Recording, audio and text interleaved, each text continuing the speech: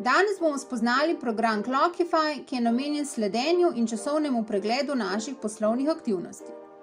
Preko brskalnika Google Chrome poiščimo uradno spletno mesto Clockify. Za uporabo programa se je potrebno registrirati. Prijavimo se z obstoječim uporabniškim računom ali ustvarimo novega. Prijavimo se torej z Google uporabniškim računom in geslom. Ko smo uspešno prijavljeni, si na levi strani poglejmo menijsko vrstico, preko katere lahko dostopamo do različnih funkcij. Oglejmo si razdelek Time Tracker, preko katerega beležimo časovni okvir posamezne delovne aktivnosti. Vnosno vrstico What are you working on vpišimo delovno nalogo izdaja računa. Izbrani nalogi lahko določimo tudi projekt. Tako da kliknemo na možnost Project in pa na Create New Project. V našem primeru bo to projekt C. Izbiro potrdimo z ukazom Create.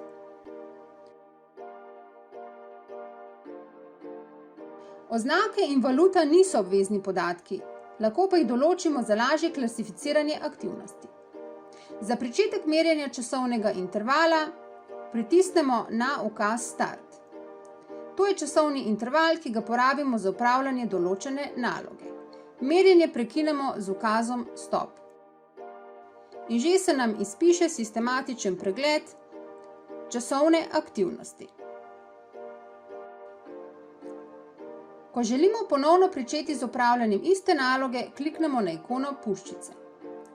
Merjenje ravno tako prekinemo z ukazom Stop.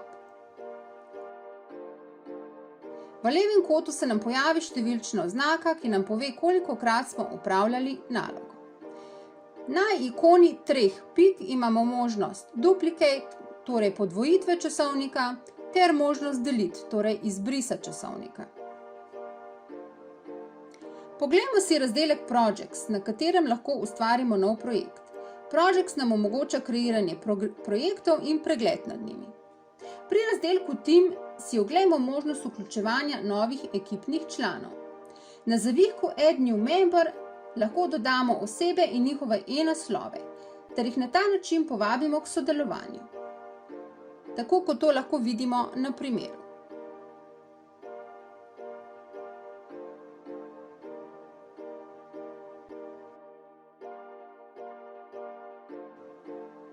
Pred nami se pojavi napis Not joined yet, saj mora oseba povabilo najprej sprejeti, da bi se nam pridružila.